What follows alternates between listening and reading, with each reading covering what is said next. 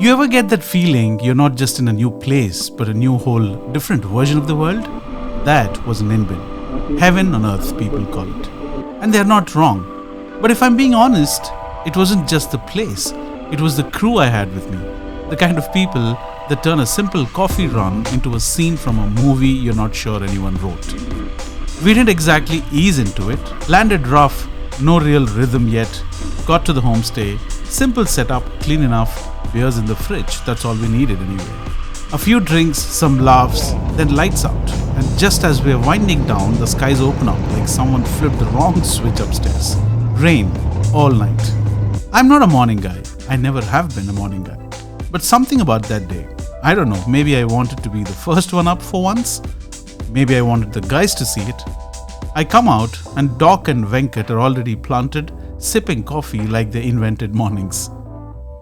I try to get in on it, little swagger, and a little look who is up early. They didn't even flinch. We go for a stroll. Stroll turns into a walk. Walk turns into a where the hell are we sort of detour. And bang, we find ourselves in some cafe/resort. Or maybe it found us. Hard to say. The people, sweet as sugarcane. The scene, picture this. Semi-dressed blokes, Doc flexing like he's preparing for a men's health magazine shoot, and us ordering signature coffees like it's some kind of ritual. The plan for the day? Sightseeing. The weather? Melting skin off bones. Then I, being the genius, suggested a boat trip to Trang An. 6 of us, 2 boats, and absolutely no coordination. And here comes Naresh. Grabs the vlog camera and turns into a one-man production crew. Ninh Binh, we are doing 1.5 hour trek in caves.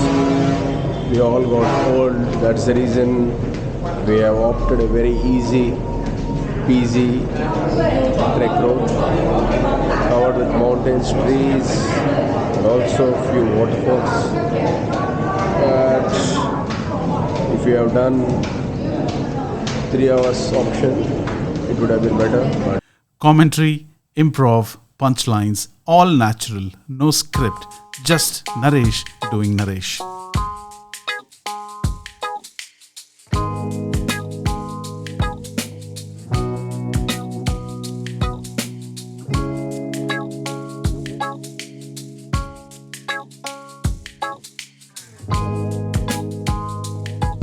bonsai is the culture, it's part of their life.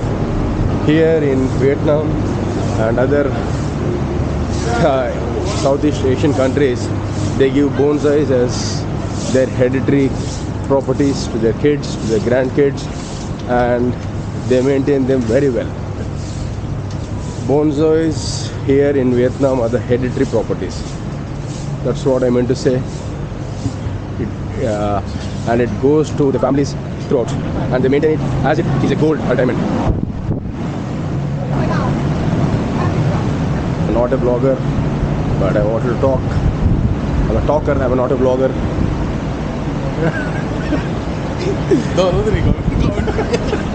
And I think this video needs a lot of edits by our chief editor, Mr. Casey. 6 of us, 2 boats, and absolutely no coordination. Roasting each other mid-river like we're shooting a sitcom. Now picture this, we're on the boats, water, caves, limestone cliffs, then suddenly temples. Spiritual detour. Anybody that met Doc that morning kept dropping bonjour. Locals thought he was French. Honestly, you can't blame them. Boat ride ends, we sit for a few beers because it's a tradition. So we just wanted to grab a meal. And suddenly, round 2 of beers. We practically ordered the menu. Because why not? And then, the twist. Naresh calls for hotpot.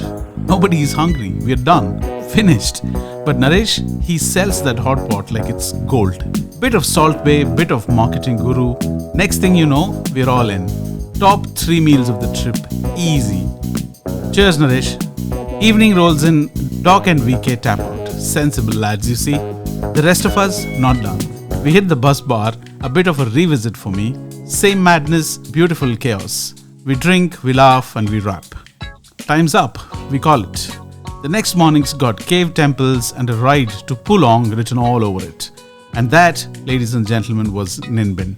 No filters, no fluff, just madness, muscles, hot pot, and one hell of a boat ride. More about the cave temple, the unlimited stairs to the top of the mountain, and the ride to Luong in the next episode. Stay tuned, folks.